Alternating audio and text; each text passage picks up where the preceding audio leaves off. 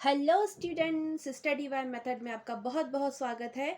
आज हम पढ़ने जा रहे हैं properties of division of integers. तो पहले के वीडियोस में हमने देखा था इंटीजर्स किसे कहते हैं, इंटीजर्स के एग्जांपल्स और इंटीजर्स की एडिशन एंड सब्ट्रैक्शन से रिलेटेड कुछ प्रॉपर्टीज। आज के वीडियो में हम कवर करने जा रहे हैं properties of division of integers. तो इंटीजर्स क्या होते हैं? ये पॉजिटिव हो सकते हैं, नेगेटिव हो सकते हैं एंड ज़ीरो भी हो सकते हैं। तो आज हम देखेंगे कि डिवीजन के लिए कौन कौन सी प्रॉपर्टीज होती है इंटीजर्स की।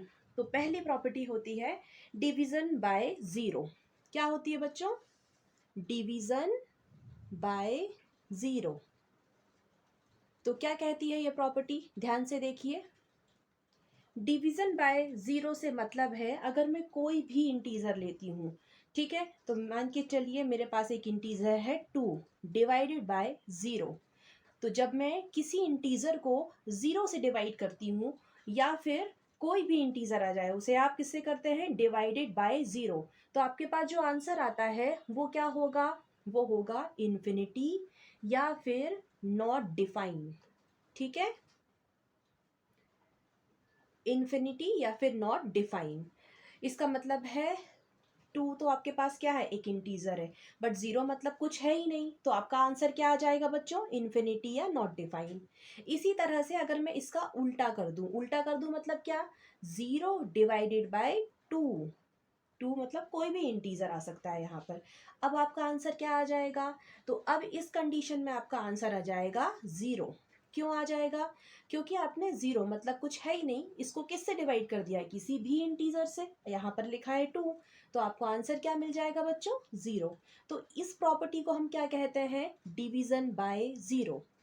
ध्यान से सुनिए, डिवीजन बाय ज़ीरो का मतलब है जब किसी इंटीजर को आप ज़ीरो से डिवाइड करते हैं तो आंसर क्या आता है बच्चों? इन्फिनिटी या फिर इसे क्या कहते हैं? नॉट डिफाइन या कैन नॉट डिवाइड या फिर डिफाइन। इसे हम डिवाइड नहीं कर सकते हैं, है ना।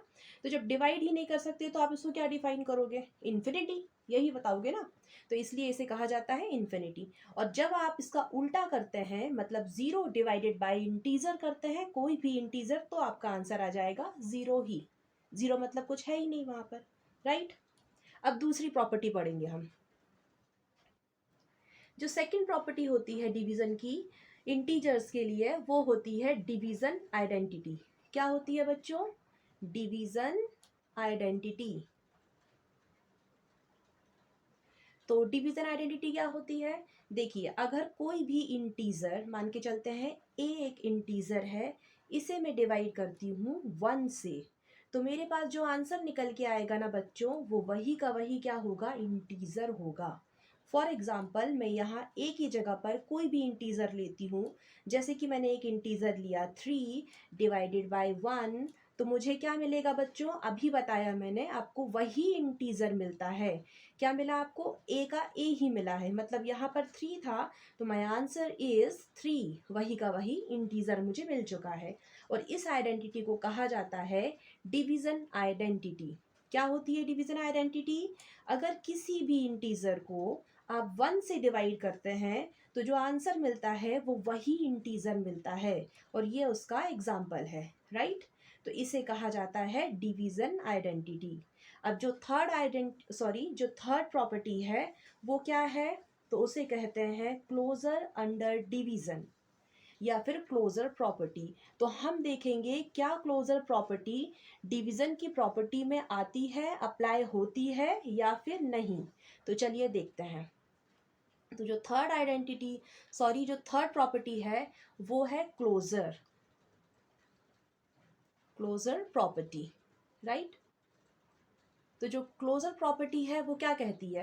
पहले भी हमने देखा है एडिशन एंड सब्ट्रैक्शन में क्लोजर प्रॉपर्टी का मतलब होता है कोई भी दो इंटीजर्स जब आप क्या करेंगे? डिवाइड करेंगे, तो जो आपका रिजल्ट आएगा वो क्या होना चाहिए? इंटीजर ही होना चाहिए। ये कौन कहता है? ये कहती है क्लोजर प्रॉपर्टी, कि अगर आप कोई भी दो इंटीजर्स को या तो एडिशन कराते हैं या सब्ट्रैक्शन कराते हैं तो आपका जो रिजल्ट मिलता है ना बच्चों, वो भी एक इंटीजर होना चाहिए। ये क्लोजर प्रॉपर्टी कहती है। तो क्या डिवीजन में ऐसा होता है? चलिए देखते हैं।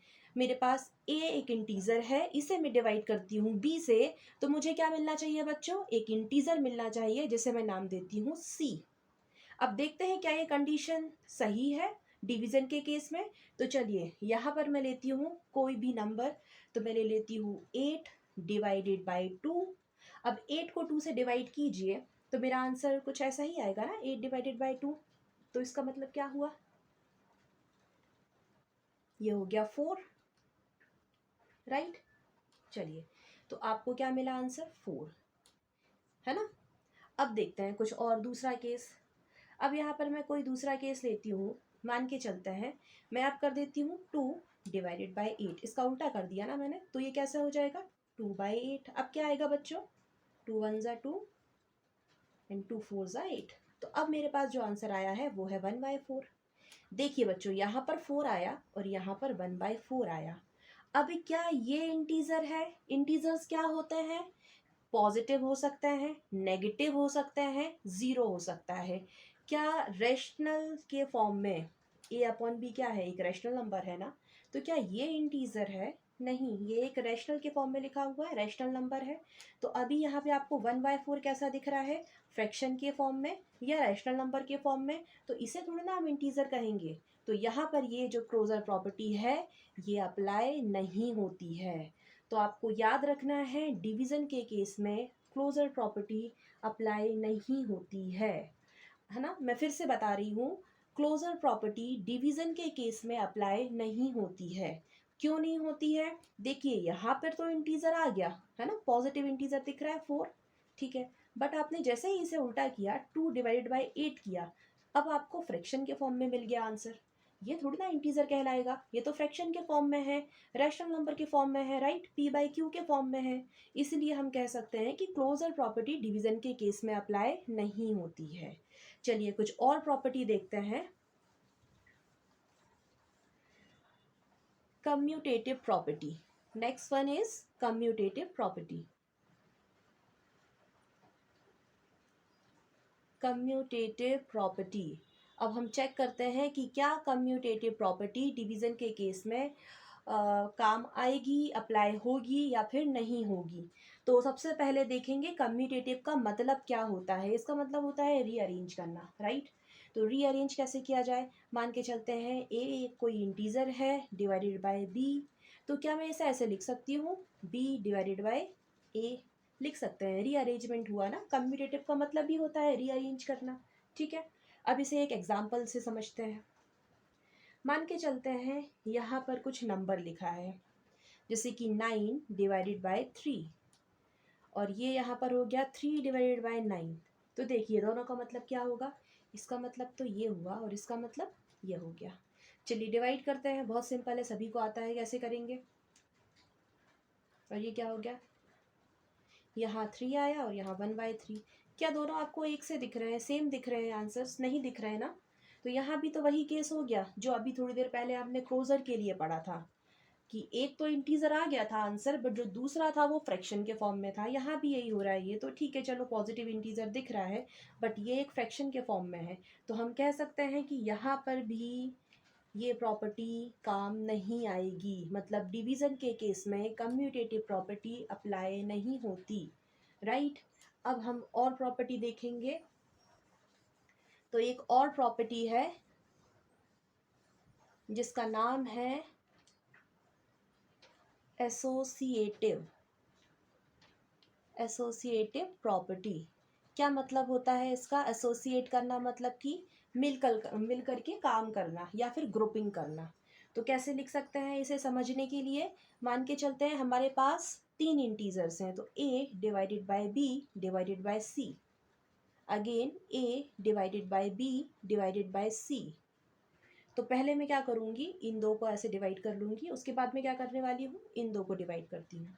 चलिए एक एग्जांपल से समझते हैं।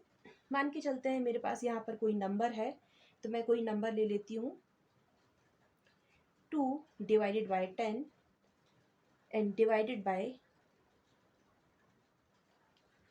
4, और यहाँ भी same 2 divided by 10 divided by 4, ऐसे ब्रैकेट लगा लीजिए बिल्कुल इसके जैसे, है ना, ये लगा दिया। तो इसका मतलब तो ये हो गया बच्चों, राइट। और इसका मतलब ये हुआ। अब सिंपल डिवाइड कीजिए, ये हो गया, और ये क्या बना 1/5 डिवाइडेड बाय 4। ये क्या बन गया बच्चों? अब यहाँ कुछ नहीं है तो 1 लिख सकते हैं, यहाँ कुछ नहीं है तो 1 लिख सकते हैं। अब इसे कैसे लिखेंगे? तो इसे मैं ऐसे लिख सकती हूँ ना, 1/5 डिवाइडेड बाय 4/1, बिल्कुल ऐसे लिख सकते हैं। और इसे किस तरह से लिख सकते हैं हम? इसे लिख सकते हैं 2/1, फिर ये डिवाइड लगा है, डिवाइड लगा दीजिए, और ये 5/2।